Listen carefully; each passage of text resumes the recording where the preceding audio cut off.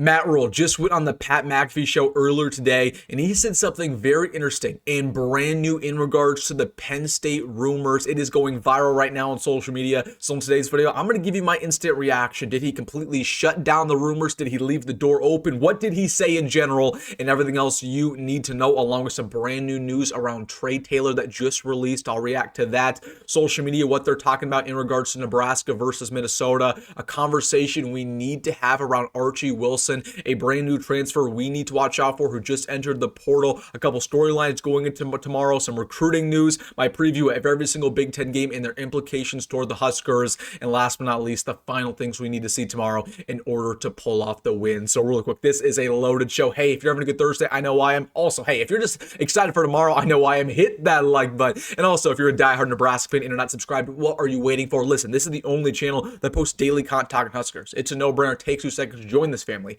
Hit that subscribe button. Thank you so much.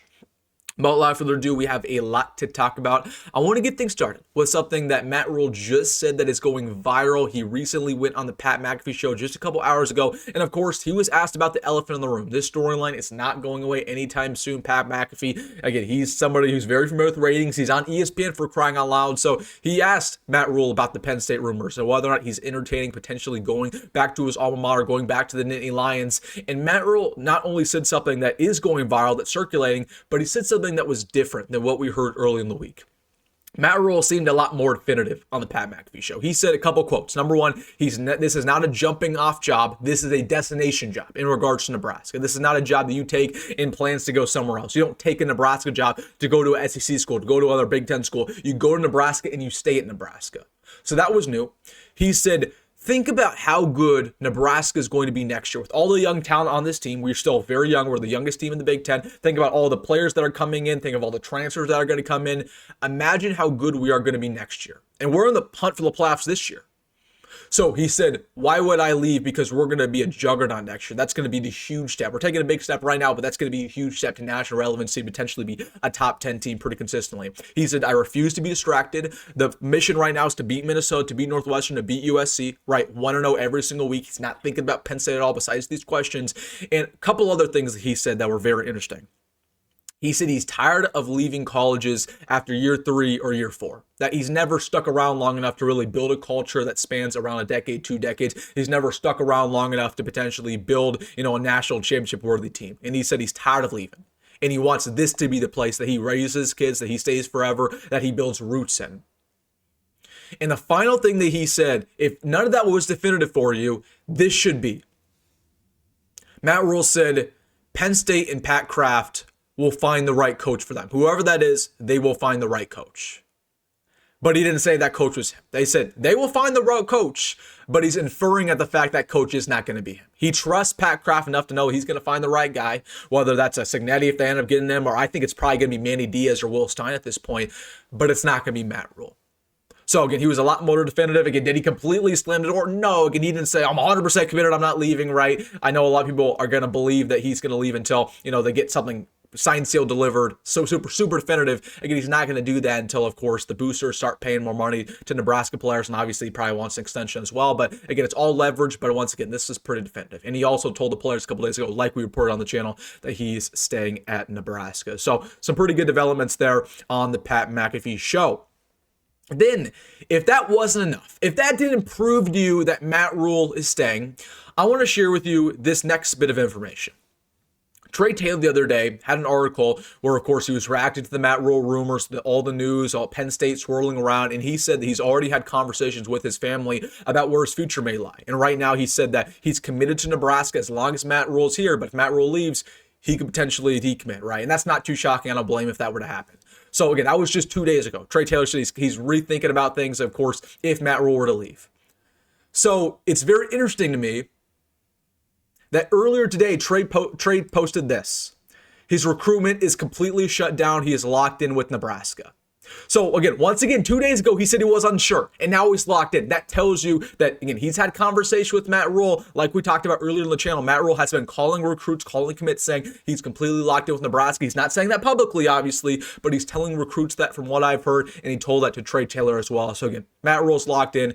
we shouldn't have to worry about this anymore, and he wants this to be his place for the foreseeable future. So I'm just tired of the storyline. Again, it's not going to go away. I've been telling you guys that it's going to be a storyline that happens up until Penn State finally hires a coach. We're going to continue to hear Matt Rhule as long as he continues to win, but just know internally he's going to stay at Nebraska. I'm very confident, unless something were to change completely last second, and that would be a booster problem, not necessarily a Matt Rhule problem, if that makes sense. All right, let's get to all the storylines of the day. We have a lot to talk about in regards to the transfer portal, recruiting, Big Ten preview.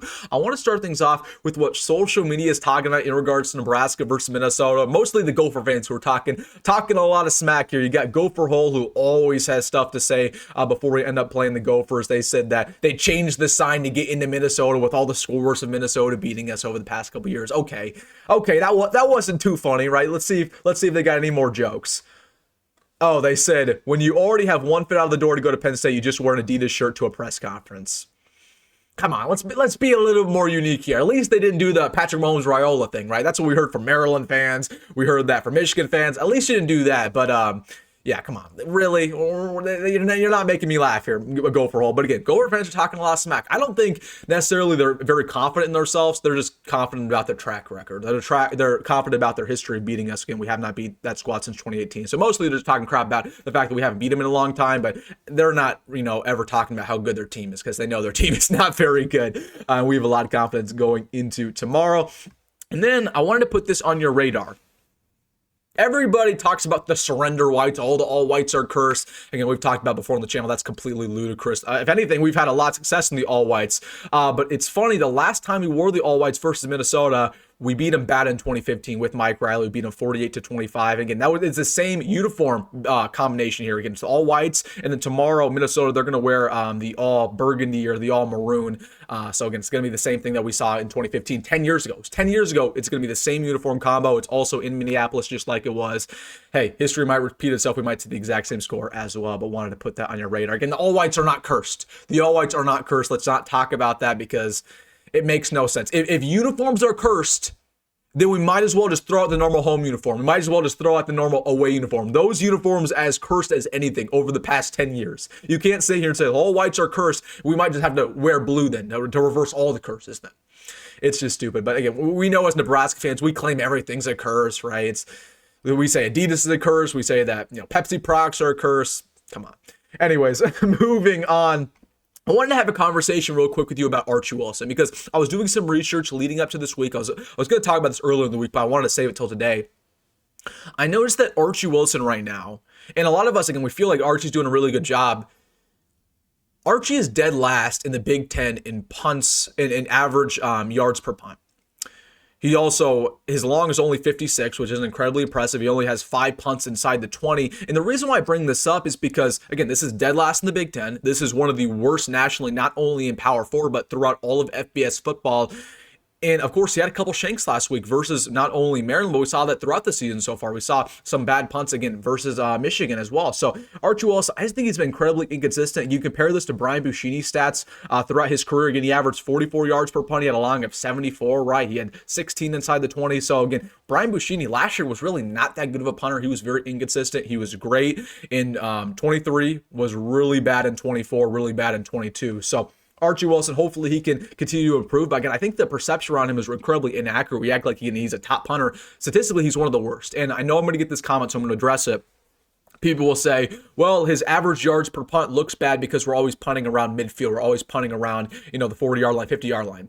Well, that's not necessarily the case, because think of, more dynamic offenses in college football. I'll just bring up an example. Alabama has a really good offense this year, right, with Ty Simpson and Jam Miller. Their punter averages 45 yards per punt. He's one of the best in the SEC. So, again, just because you have a dynamic offense doesn't necessarily mean your punter statistics are screwed. So I just want to bring this up. Again, let me know your thoughts down below. Again, I'm not drawing any conclusions here, but thought it was worthy of mentioning, because at some point the special teams, I feel like it's going to have a poor performance, and that's why I'm predicting that versus the Gophers on the road. And then I just wanted to put this name on your radar real quickly. This is one of the best offensive linemen in the Big 12 who just entered the portal, Noah McKinney, coming out of Oklahoma State. According to Pro Football Focus, he is 4th in the Big 12 in pass blocking, which we absolutely need. He transferred in from UNLV a couple years ago, so just watch out for this name. I believe he has 1 year of eligibility left. He may have only played 4 games for Oklahoma State, so he might have 2 if you red shirts. But again, just watch out for him. I would absolutely want Nebraska to go after him because we know that we got to load up on offensive linemen in the portal this coming December. A couple other things I want to mention here should be noted. We're wearing the all whites, and we're also wearing pink tomorrow. So we're going to wear pink cleats. We're wearing pink gloves. We're going to wear some pink accessories as well. So I think it's going to look pretty cool tomorrow. It's definitely going to be unique, but just wanted to put that on your radar because I think that's a really cool combo to give for the breast cancer awareness along with the all white. I think that's going to look pretty clean on the road. And then also, some other YouTubers have mentioned this. We're 0 for 6 on coin tosses this year. How does that even happen? We're 0 for 6, and also somebody pointed this out that we have not won a coin toss versus Minnesota in 10 years. How does that even happen? Again, I'm not going to be Mr. Conspiracy Theory over here. I'm not going to say that the Big Ten's out to get us and they're rigging the coin toss. I know some people probably could do that. It's crazy. It's crazy luck. But that's wild. That is wild. So yeah, I don't even know what to think about that. All right, getting to some recruiting news. We have a 2026 4-star receiver who will be visiting Nebraska versus USC. This is Penn State commit Nyziah Rogers, one of the fastest wide receivers in the country, incredibly shifty, great hands, can go up and get jump balls despite his height. And also the thing around him that I love, he's a punt returner and a kick returner, so you know he's going to be productive on special teams, and he has great acceleration. So Nebraska, they've made it very clear they want a 3rd wide receiver commit in this class. We know that we're going after multiple Penn State commits. Put this guy in your back pocket because he's a freak athlete. He's somebody who's incredibly fast, incredibly shifty. We could put him all over the offense. He's coming out of the East Coast, so you know he's tough. And he has he has some pretty decent offers in here, particularly from Oklahoma and Nebraska, along with Penn State. And then, of course, Isaiah Teasley is the other guy who we're trying to flip, who's another wide receiver. Now, I don't know if we want 4 total receivers. We might, honestly. We know that, again, we're pretty aggressive at that spot. But to me, it seems like we only want 3. Now, a crystal ball just rolled in for him to commit to Nebraska. So, in my opinion, it's going to be kind of first come, first serve. If Teasley wants to commit, he'll commit, and then we probably won't go after Rogers or vice versa. Again, should be noted that he has a crystal ball in from right now, and also will be visiting very soon, I believe, for USC, and probably will commit very quickly afterwards. And then really quickly, rolling over all the Big Ten games this week and their implications toward Nebraska. We got Purdue versus Northwestern. This one plays at 2 o'clock on Saturday. I mean, I'm going to be watching this one a little bit just because we play Northwestern not this week, but next week. And right now, they're 4-2. I mean, they're very much improved now. I'm not worried about that Northwestern game at all. They have a lot of deficiencies on offense. Even in the trenches on defense, I don't think they're very stout. And they just haven't really played anybody this year. Of course, they beat Penn State last week, but granted, anybody could beat Penn State with the circumstances. So if they beat Purdue at home, they're going to be 5-2. That's actually going to be like a pretty good record battle. Probably 6-2 versus 5-2, or excuse me, 6-1 versus 5-2. So, man, just watch out for Northwestern. I'm definitely going to be turning that one on. It's going to be an ugly football game, as you'd imagine. But if they win, there's going to be some more stakes going into that ball game. We know that Wisconsin plays Ohio State, number 1 team in the country at home. I'm just wondering when they're going to fire Fickell at this point. I mean, Wisconsin's not going to win another game this year. There's just not. You look at their schedule. Let's look at Wisconsin's schedule real quick. Ohio State, Oregon, Washington, Indiana, all of which are losses. Illinois is a loss. And then they play Minnesota at Minnesota. That's a loss. Minnesota, they always end the season strong. So, again, Wisconsin's going to go 2-10 this year. They got to fire Fickell. I know his buyout's like $25 million, and they don't have the money. Wisconsin does not have any money whatsoever. But again, we're so lucky we didn't hire Luke Fickell because a lot of us wanted him. I kind of wanted Fickell. I mean, he was a home run hire at the time. I can't believe he's been so bad. And then a couple others. We know that Penn State plays Iowa. That's a significant game for Nebraska. We play both of these teams our last 2 games of the year. Again, I'm watching this out for just, hey, how good is Penn State really, right? They're going to bounce back. How good is their backup quarterback? Again, we know they still have talent. With me, it's either Penn State completely crumbles and, goes 6-6 or 5-7, or they, salvage what's left of the year and they potentially make a pretty decent bowl game. But if they lose to Iowa, yeah, I mean, this is pretty much a shoo-in for Nebraska to beat them. And then also last one, UCLA versus Maryland. Again, we beat Maryland barely last week. If UCLA walks in there, again, they play at home and they beat them by multiple scores like they did versus Michigan State, it says a lot. That's going to be a tough game versus UCLA. Again, they're looking a lot better than what they were just a couple weeks ago. All right, guys, those are all the Big Ten games of significance. I mean, final word for tomorrow. Again, we will have a video that comes out tomorrow morning, kind of a hype up video, the final things I'm looking out for. Again, we'll have a live stream right after the game, so make sure to be here. But we know it's going to be a sloppy ball game. It's family business. It's a rivalry game. PJ Fleck, he has our number.